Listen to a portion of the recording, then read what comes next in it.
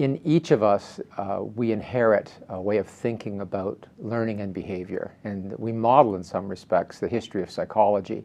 So we can start with behaviorism historically that way, and with that framework we get, really it's all about stimulus and response. And as an instructor then I'm really looking at presenting information and looking at reinforcing and shaping behavior. I shape behavior through reinforcement. So I don't really care about the student's existing knowledge. In fact, mental models are not something that was even in a behaviorist perspective. The student comes in essentially a blank slate, and my job is to fill their head and reinforce certain kinds of behavior. So I'm more interested in the content and reinforcement schedules, whether that be positive reinforcement, negative reinforcement, or even punishment, to shape behavior. Now, the big problem with that is that we ignore mental states. And out of that grew a cognitive perspective, where, of course, mental states are very important. That really, we have to know what existing knowledge is there. We have to understand that students are analyzing and thinking and putting things together. They're assimilating and accommodating information into their existing models. And so the cognitive model takes a whole different approach and is a more process model.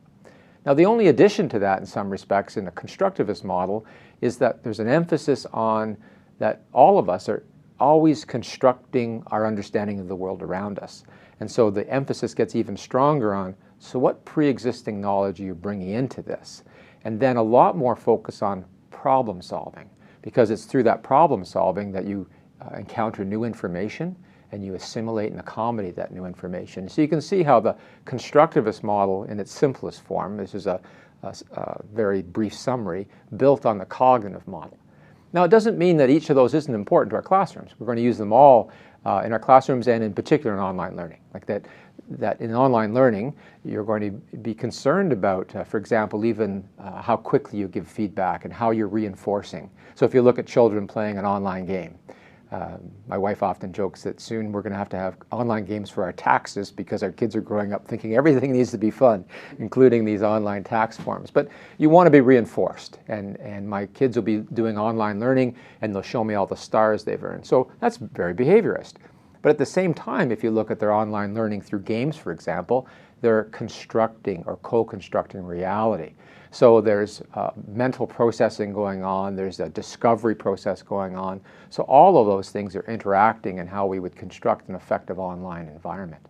Behaviorism can't work for me because it puts too much power in the hands of the instructor, who manages the entire space and manages in the entire learning experience without, in my opinion, regard for the individuals that make up the whole. Okay, cognitivism, of course, the thinking process is going to have to be part of this learning, and that what we learn comes out of reflection and so on. But let's put that together. Let's put it together, and I think we get constructivism. And within that social setting that Vygotsky talks about, I think we can have some real success with our students, be it online or be it in class. I have a bit of a negative bias towards behaviorism, I'll own it. I'm proud of it, actually. Although a number of my students seem to work well with sanctions. I'm not happy about that, but they do.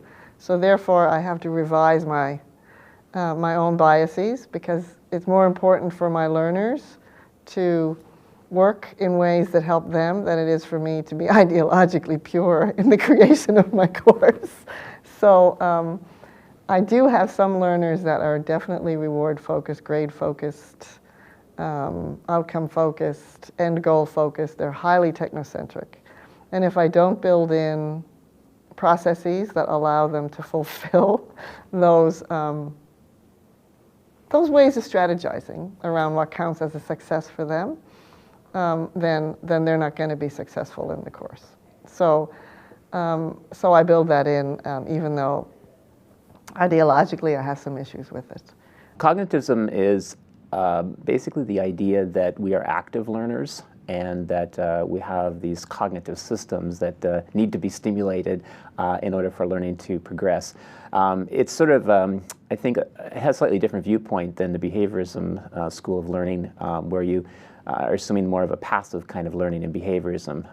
And usually the idea is that in cognitivism, that you would have a more active approach, like having students engage in activities where they would do things and things like that. It's a bit, again, more challenging to do some of these things in an online version of a course. In the versions of courses that I've taught that have had an online component, really, I guess the only way that I've tried to deal with this is by getting students to, I repeatedly test people, and so they get a lot of feedback, and so they know how they're doing as they're going through the course. And it's not really, I guess, a cognitive approach, but it's reasonably close, I guess, in terms of that kind of a context. I want to believe the most effective, or I do believe the most effective, is the constructivist approach, where we're discovering knowledge and we're doing it more problem-based. So I believe the most ideal online environment is one where students are actively finding information and bringing it together to solve a problem, where the role of the instructor is to find the right problems and point students in the direction of the right materials, or help them winnow out the materials that they don't need.